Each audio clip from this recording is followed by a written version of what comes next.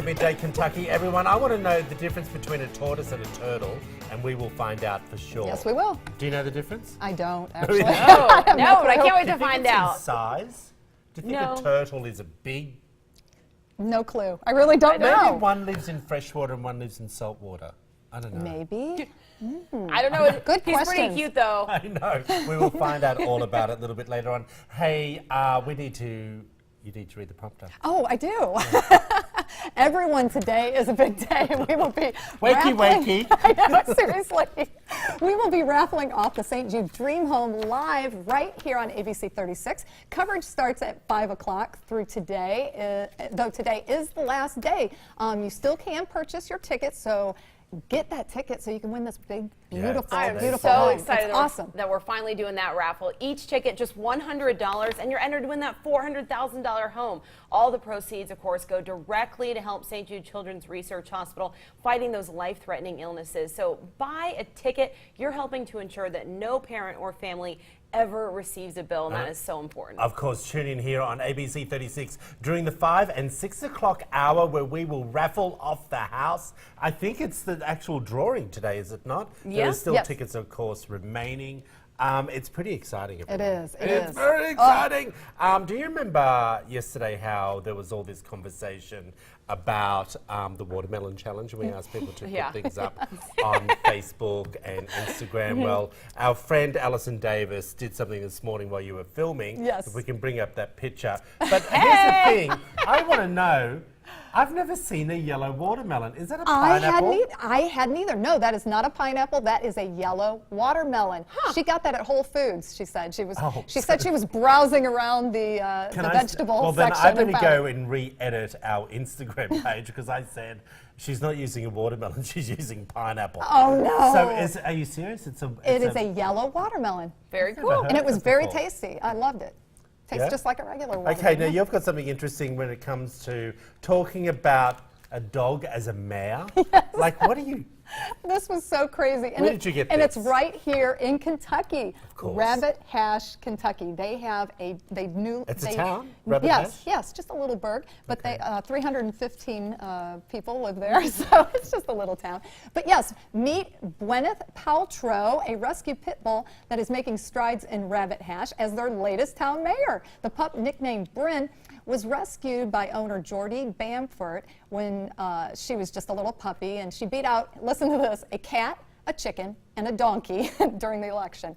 But you know, this is so cute because not only did she rescue the pup, and then they ended up, it started off as a joke that they were going to run for mayor, but then the whole town got behind it, and everybody kind of joined in. They got the cat and the donkey involved in the chicken, and the dog ended up winning, got 3,000 votes. And why they did this was because it was a fundraiser to help restore their little historic town. How many people live in the town? 315, but get this. 315 people, but it got 3,000 votes. The dog got 3,000 votes. Yeah. The runner-up got 2,000 votes, and Which was a chicken or which something, was the wasn't it? chicken, and then the cat got 1,000 votes. Okay, here's my question to you. So the dog is actually the mayor? The dog Is is it actually the mayor. truth? Yes, yes, this is true. This is. What I find interesting is that they went out of, look, actually I'm going to take all that back. It's better for me to shut my... What? Oh no! I no. pulled back. But I just find it interesting that, you know, I think it was for a good cause, money raised. Yes, it was. Okay. Yes, the money was raised. It was actually this year. The money. But is it a county?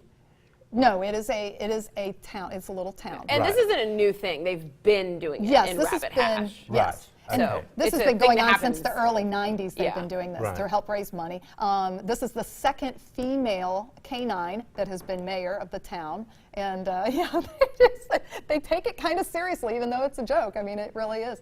But the money that's raised, which is really But cool. who makes the decisions on the town? Like for issues? They didn't really need a mayor, obviously. They didn't need one because it's such a small town. They didn't need it. Everybody They're kind governed of. mostly by the county. Yeah. Right, okay. So I'm completely And all over everybody my in the head. town, everybody It's in just the town. symbolic. It's just something Okay, fun. gotcha. Yeah. Got So, you. but they, you know. What was the money raised for? The money was raised this year to help restore a general store that had an electrical fire and burned down. So they're using the money to help rebuild that, and I thought that was really neat. Really cute little story. Good for Gwyneth. It is. There were many lines that I wanted to say, and I decided to keep my barking trap shut. I'm surprised you were able to do is. that. Hey, I just want to let you know about this. There are a couple of things that I find quite interesting about this, and you as a mum and you as a gal, I would like you to tell me what your thoughts are on this. Parents have been left outraged by a baby sleep suit on sale at B&M. Bargains with a slogan they claim trivialises rape, and a Mumsnet user spotted the offending item with slogans, okay? Now, what they're basically saying is these are little baby clothes that have got on sale, and they are saying that it over-sexualizes children. And the whole thing is, these are some of the posts that have come up. This is what's on, and it says, all mummy wanted was a back rub. Okay, let's bring up the next one. There's a lot worse. These are the easiest, these are the cleanest ones I could find. I'm proof my daddy, doesn't shoot blanks. And the next one is, I just did 9 months on the inside. These are mild, okay?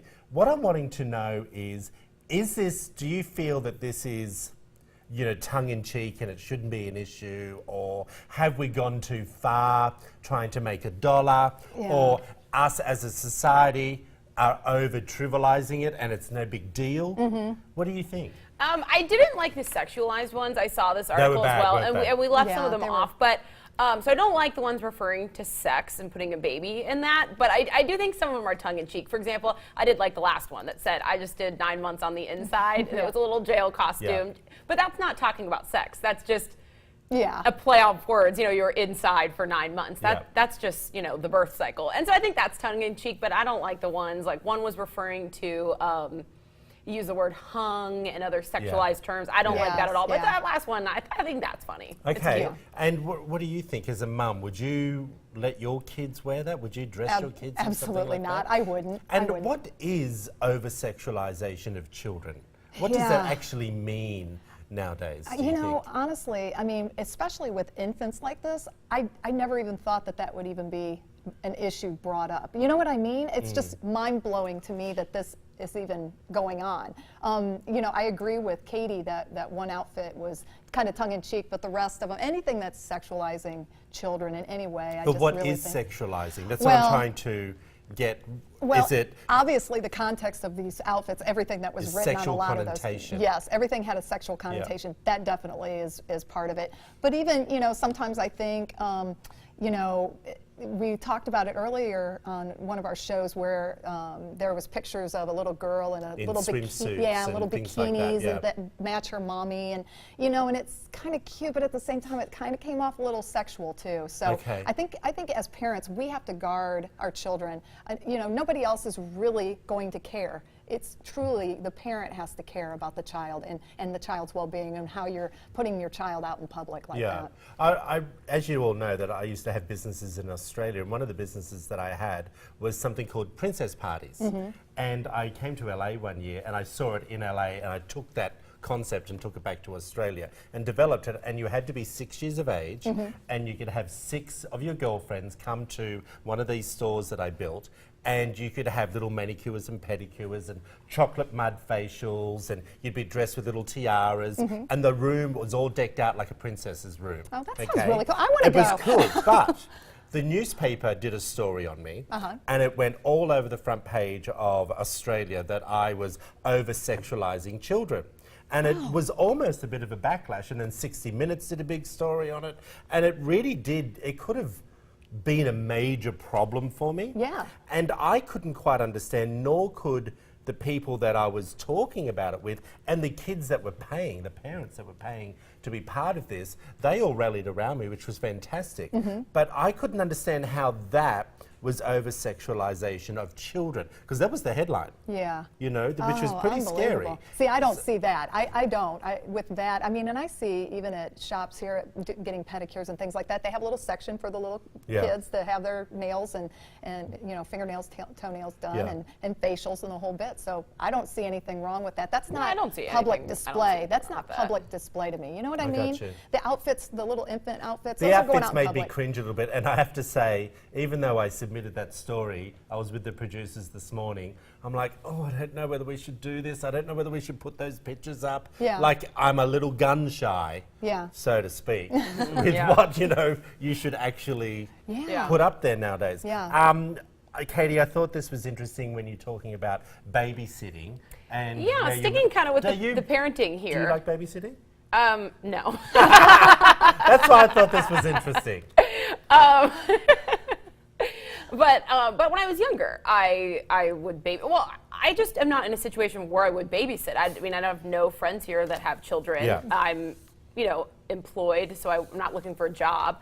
But I would babysit. My siblings don't have kids yet. But when I was younger, a teenager, I did babysit. And I saw this blog post, and it had a lot of mixed reaction. And I kind of wanted to bring this to the table to get your feedback, specifically, Lisa, with your kids. This was a mom talking about that teenagers as young as 13 are qualified to babysit. And a lot of people were saying they would never let a teenager babysit their child. And it's such a gray area. And I was wondering two things. What age do you think are you okay to babysit? Are you responsible enough? And at what age do you think then you could just leave your kids at home alone? Yeah, this is really interesting because I'm kind of in the midst of that challenge right How now old's myself. your oldest son? My oldest son is 12. My youngest is 8. And, as far as... Still a little too young to be left at home. Yeah, it's kind of, I will leave my 12-year-old, if I need to run down the street to grab a bite to eat and bring it back for us. So, that usually takes maybe a half hour, something like that, to an hour total is what I feel comfortable doing with him. He's very responsible, so I feel comfortable. But if I have the both of them, I'm not as comfortable with that yet. I get you. But as far as with the age of the babysitter, age, I'm thinking 18 in my mind, but some kids are so mature, really, for their age. You can tell as a parent when you're interviewing or talking to a potential babysitter, you can tell who's kind of got it, who's more mature and who you feel would be a better fit for your kids. And I guess I get really nervous. Anyone under 18, I don't think I can do. Even though me, myself, I was a babysitter when I was a teenager. As a matter of fact, I was a babysitter when I was a preteen. So for me, I started at 10 years old babysitting. And, I look back now like, oh my gosh, those parents must have been desperate because there's no way that they should have been leaving me alone. I think, but things were different. Kids. Not that I was doing anything bad. And when I say that, because even though you were saying, what's the right age to be away from your parents and be left at home. I remember at 11 and 12 being left on the farm, and my parents might have gone somewhere. Do you know what I mean? And we were 10 or 11 and we'd have to feed the horses. And so I think if they went out for dinner, I can't remember us being left at home at night as such, but during the day and stuff, mind you, we were so far away from everyone. Where were you going to go? If anything happened, it would have been a long time before someone got to us. Yeah, I think obviously, I don't have kids yet, but I think that I would entertain the teenage babysitter in terms of I just need to run out for errands for a few hours or something like that. I think once it becomes an overnight or an extended period of time, it's different. That makes a difference. But if you're just running out maybe for a few hours and you're at that age of I could maybe leave you for half an hour, but you need to be gone for a few hours, I think teenagers are good for that. Well, I think it's, kids, 10 or 11 or 12, if they're the next door neighbour and you run out and say, hey, your mum knows I'm going out. Could you just keep an eye on the kids while I'm just running out to the stores? I think that's okay, but anything more than an hour. Yeah, I think 16 plus 16 for me. Plus. For a few hours, 16 plus. I agree. Something I wanted to ask you when it comes to bridesmaids' duties. I think we're going to break. Oh, we're going to go to break? You got to yell in my ear, dude. My producer's like, rap it, Troy. I'm sorry, guys. After the break, we will chat with Nashville's favourite Miss Caitlin, everyone, and here's some of her original country music. Stick with us, everyone.